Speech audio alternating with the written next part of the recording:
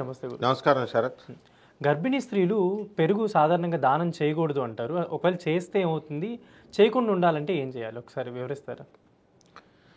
మనకి గర్భిణీ స్త్రీలకు సంబంధించి కొన్ని ఆచార వ్యవహారాలు నియమాలు పెద్దవాళ్ళు పెట్టారు.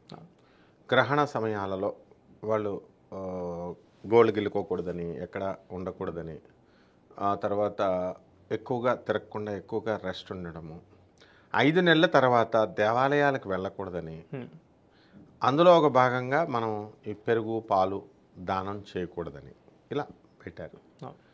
దేవాలయాలకు ఎందుకు వెళ్ళకూడదు అన్నారంటే, ఫస్ట్ పాయింట్ అది చెప్తే ఇది క్లారిఫికేషన్ అవుతుంది. దేవాలయాలకు ఎందుకు వెళ్ళొద్దు అన్నారంటే, ఇప్పుడున్నటువంటి దేవాలయాలు పెట్టుడు దేవాలయాలు, కట్టుడు దేవాలయాలు కాబట్టి అన్నీ రోడ్డు మీద కట్టేస్తున్నారు. ప్లేన్ అర్త్ మీద సేమ్ ప్లేన్లో కడుతున్నారు మన ఇళ్ళంతా హైట్లో. కానీ ఒరిజినల్ దేవాలయాలు, స్వయంభూ దేవాలయాలు మీరు ఏది తీసుకున్నా తిరుపతి, బెజవాడ కనకదుర్గమ్మ, కామాఖ్య టెంపుల్ ఇవన్నీ కొండల మీదే ఉంటాయి. కొండల మీద ఆక్సిజన్ లెవెల్స్ తక్కువ ఉంటాయి. కాబట్టి గర్భిణీ స్త్రీ ఎప్పుడైతే పైకి మెట్లెక్కుతుందో అక్కడ ఆక్సిజన్ అందక బాడీలో బేబీ యొక్క హెల్త్ మనకు ఊపిరి ఆడక ప్రాణాపాయ స్థితికి వస్తుందన్న ఉద్దేశంతో గర్భిణీ స్త్రీలను వెళ్ళొద్దన్న. అది ఫస్ట్ పాయింట్. సెకండ్ పాయింట్, గ్రహణ సమయాలలో గర్భిణీ స్త్రీలకి మనము కదలొద్దన్నారు, తర్వాత ఈ యొక్క ఏమీ తినొద్దన్నారు, ఏమీ కొరుక్కోవద్దు, గోళ్ళు గిళ్ళు అన్నారు. అది మామూలు ఇప్పుడు మోడర్న్ కోడళ్ళు వచ్చేసి మోడర్న్ వాళ్ళు మా అత్త అసలు ఏదో చాదస్తాం అని కావాలని చెప్తున్నారని అంటారు. ప్లస్ కొంతమంది అత్తగారులు దొరికిందే ఛాన్స్ అని ఎక్కువ హెరాస్మెంట్, మరి బాత్రూమ్ కూడా వాష్రూమ్ కూడా వెళ్ళకుండా హెరాస్మెంట్ చేసే అత్తగారులు కూడా తయారైపోయారు. ఆచార వ్యవహారాలు అంటారు. కొన్ని చేయకూడదు అంటే there will be no reason. ఒక తండ్రి కొడుకుతో ఏం చెప్తాడు? నాయన ఈ పని చేయకు అని అంటాడు. ఎందుకు చేయకూడదు అని కొడుకు ప్రశ్నించకూడదు.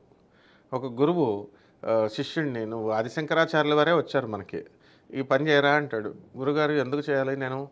ఎందుకంటే తప్పు. ఇప్పుడు మనం ఒక చిన్న ఎగ్జాంపుల్తో చెప్తాను.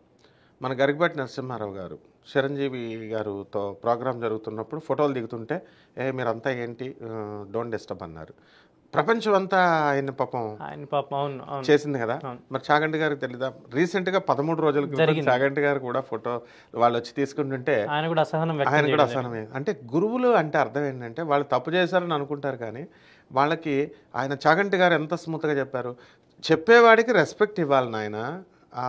అప్పుడు ఆ గౌరవం ఇచ్చినప్పుడే గురువు అంటే ఏంటి, ఎక్స్ప్లెయిన్ హయ్యర్ ఎనర్జీ నుంచి లోయర్ లెవెల్ ఎనర్జీకి పాస్ అవుతుంది. ఎనర్జీ అనేది ఎప్పుడు కూడా పెద్ద లెవెల్ నుంచి హయ్యర్ లెవెల్ నుంచి లోయర్ లెవెల్కి ప్రవహిస్తుంది. వాటర్ కూడా ఒక ఎనర్జీ. కాబట్టి వాటర్ ఎనర్జీ, హైడ్రో ఎనర్జీ ఏమవుతుంది, వాటర్ అందుకే పైప్ నుంచి కిందకి ప్రవహిస్తుంది, కింద నుంచి పైకి వెళ్ళదు. అది ఎక్కడ గోలోకంలో రాధాదేవి దగ్గర ప్రవహిస్తుంది, కింద నుంచి పైకి. అలాగే మరి ఎందుకు గురువులు అంటే ఒక డిసిప్లిన్. సామాన్య మానవుడికి అది అర్థం కాదు, ఏంటి వీళ్ళు అలా చెప్తున్నారు. అలాగే ఇది కూడా మనకి పెరుగు పాలు ఇవన్నీ కూడా ఏ కలర్లో ఉంటాయి? తెల్ల కలర్లో ఉంటాయి. ఈ వైట్ అనేటటువంటిది చంద్రుడు ఆధిపత్యం. మనకి మనశ్శాంతికి, తర్వాత ఇవన్నీ కూడా దేనివల్ల వస్తాయంటే సత్వగుణానికి సంకేతం ఇవన్నీ కూడా. ఈ సత్వగుణాన్ని ఇవన్నీ కూడా మనం త్యాగం చేయకూడదు. సత్వగుణం త్యాగం చేసేస్తే ఏమవుతుంది? మిగిలిపోయిన గుణాలు రజోగుణమును తమోగుణం మన దగ్గర ఉండిపోతాయి. తమోగుణము రజోగుణము ఉండిపోతే మనకు కోపము ఇవన్నీ కూడా ఉంటాయి. నీకు ఇంకో చిన్న ఉదాహరణ చెప్తాను. గర్భిణీ స్త్రీలను ఉల్లిపాయ వెల్లుల్లిపాయ తినొద్దంటారు. కారణం ఏంటంటే వాళ్ళకి ఈ స్మెల్కి కూడా ఒక ఎనర్జీ ఉంటుంది. ఉల్లిపాయ నుంచి వచ్చే వెల్లుల్లిపాయ నుంచి వచ్చేటటువంటి స్మెల్ లోపల బాడీలో ఎలాగైతే ఆ వాసన బేబీకి ఇబ్బంది కలిగిస్తుందో, సాధన సమయం చేసేటప్పుడు ఆ స్మెల్ ఎనర్జీ సాధన ముందుకెళ్లకుండా ఆ గ్లాండ్ని పాడు చేస్తుంది. ఇప్పుడు ఎలా అంటే సెన్సార్స్ ఉన్నాయి.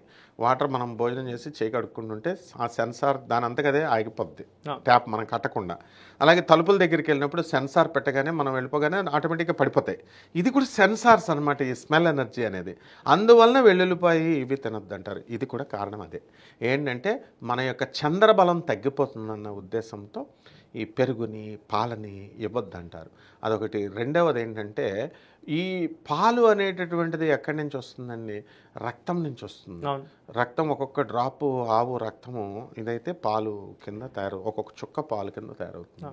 అంత తయారైన తర్వాత దాన్ని మనం ఏం చేస్తాము? ఒక తోడు వేస్తాం.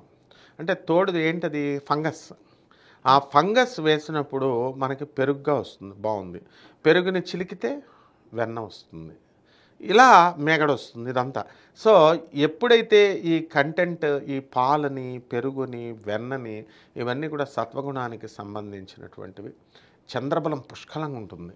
ఇది మనం వేరే వాళ్ళకి దానం చేసేస్తే మన యొక్క ఐశ్వర్యం కోల్పోతాం. అందువల్లనే చూడండి, ఇళ్లలో ఆడవాళ్ళని శుక్రవారం నాడు కానీ, లేదా ప్రతిరోజు కూడా సాయంత్రం వచ్చి చల్లుందా అని, పెరుగుందా అని అడిగితే కోప్పడతారు. తోడుకుందా అని అడగనివ్వరు. ఎలా అడగమంటారు వాళ్ళు? చల్లుందా అంటే ఏదో సీక్రెట్గా వేస్తారు. అంతేగాని తోడుకుందా అని సాయంత్రం ఏ ఇంటికి వెళ్ళినా ఆడవాళ్ళు వేయరు పల్లెటూరులో.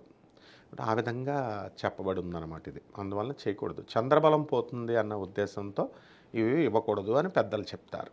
ధన్యవాదాలు. ధన్యవాదాలు.